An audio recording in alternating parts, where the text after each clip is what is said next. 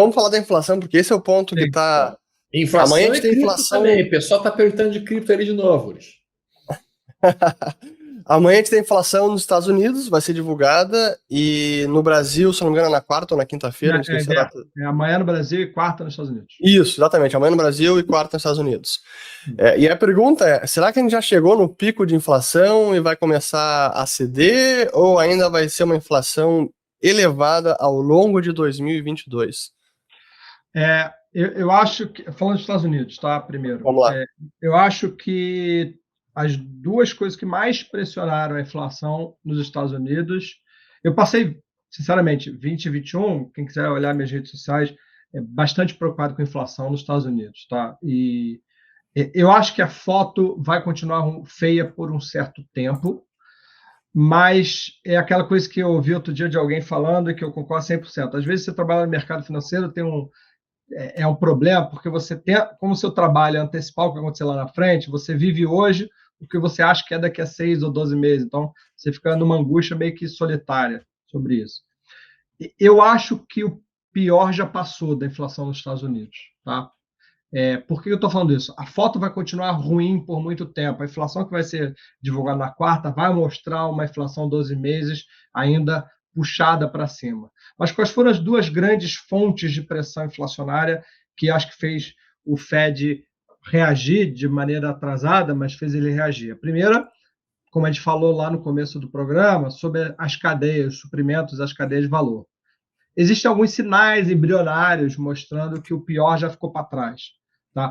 O que não significa que não vai continuar difícil e ruim por um certo tempo. Significa que a coisa ela começa a ceder daqui para frente, mesmo que gradualmente. Tá? Existem sinais, por exemplo, vou dar só um exemplo para ilustrar.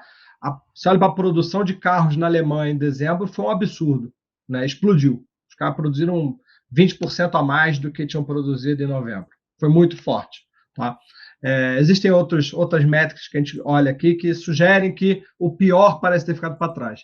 E a segunda coisa, que aí é uma forma que o próprio mercado de trabalho se autorregula, que é a atração inevitável que esse aumento de salário dos Estados Unidos proporciona a quem está fora da força de trabalho. Né? Então, imagina você que, por medo do Covid, saiu da força de trabalho. Né? Seu salário crescia ali 2%, 2,5% por ano. Aí você olha para o teu vizinho que está trabalhando e o salário do cara está subindo 5%, 6%, né? Com perspectiva do salário mínimo subir. Pô, assim, você tem que ter muito medo para continuar fora da força de trabalho. E detalhe, o que permitiu muitos trabalhadores americanos continuarem fora da força de trabalho dos Estados Unidos tem a ver com a política fiscal do presidente Biden de mandar cheque, mandar aqueles stamps, aqueles descontos, enfim, tem uma série de dinheiros que foi para a casa do americano médio e que permitiu a ele tomar a decisão de falar, eu não vou procurar emprego, estou com um dinheiro que o governo me manda aqui, que é mais até do que o salário que eu recebia lá trabalhando, as escolas estão fechadas, eu não vou deixar meu filho na rua e, né, a Deus dará, vou ficar aqui mesmo. Pô, a política fiscal americana claramente está num outro momento e vai ter eleição nos Estados Unidos no final do ano, que torna a coisa mais difícil ainda. O salário médio subiu dramaticamente e a inflação está pegando. Então, o cara tem que ganhar seu salário de novo para tentar combater a inflação e não tem mais o checão do governo. Então, assim, de maneira gradual também o americano vai começar a voltar para procurar emprego. Isso, naturalmente, também vai colocar pressão no mercado de trabalho para colocar salários um pouco mais para baixo. Então, por mais que por um certo tempo a inflação lá continue pegando e o 12 meses vai continuar feio por um certo tempo, eu acho que os dois grandes motores da inflação, o que estava alimentando, né, uma contínua piora da inflação, eu acho que a temperatura dessas duas coisas já arrefeceu. Tá? Mas, de novo, a inflação vai continuar feia por um certo tempo porque existe um estoque de fatores que carregaram no custo das empresas e tudo mais. Mas, gradualmente, eu acho que essa coisa vai cedendo. Só para colocar em números, para encerrar minha participação sobre o assunto, a inflação, grandes números, a inflação no ano passado, que terminou 6 e poucos por cento, acho que esse ano termina ali perto de 4 e poucos por cento. Tá? De inflação cheia nos Estados Unidos, não aqueles núcleos que o Fed gosta de olhar. Então, acho que tem um arrefecimento daqui para frente. Tá? próprio medo, né, de subir juros ajuda também ao combate dessa inflação. Não, sem dúvida. E eu concordo até porque na parte fiscal, que na minha análise foi um grande combustível da inflação nos Estados Unidos, agora a gente já não tem esse fiscal tão frouxo assim. Ou pelo menos aquela ideia de pacote de 2 trilhões, 3 trilhões, que eles estavam assim, empolgados para gastar qualquer coisa. Não vai ser mais tão fácil passar gastos elevados. Então, essa pressão de inflação vai diminuir. Eu concordo com a leitura.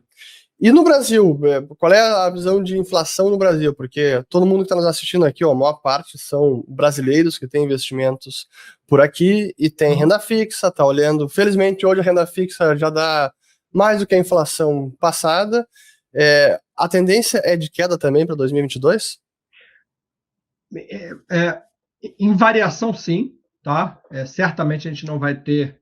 Adoro falar certamente no Brasil, né? A gente sempre é desmentido, mas um grau de convicção razoável, acho que a inflação esse ano não vai ser igual ao do ano passado, tá?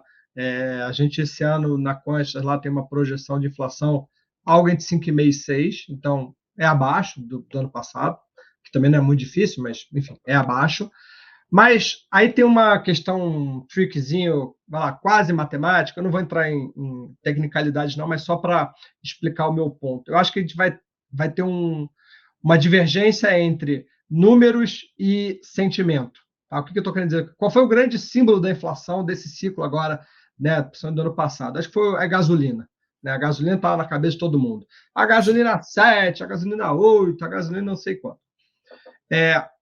Então, a gente teve uma mudança de nível em 2021 da gasolina. Grandes números, foi de 4,5 para 6, 7, 7 e pouco, né, em quase todas as capitais. Teve essa mudança de nível do combustível, que foi muito elevada, porque lá fora o petróleo subiu muito mesmo, e porque o dólar, como a gente comentou mais cedo, não teve nenhum arrefecimento para compensar a alta da gasolina, do petróleo lá de fora. Então, a gente teve um combustível que subiu muito.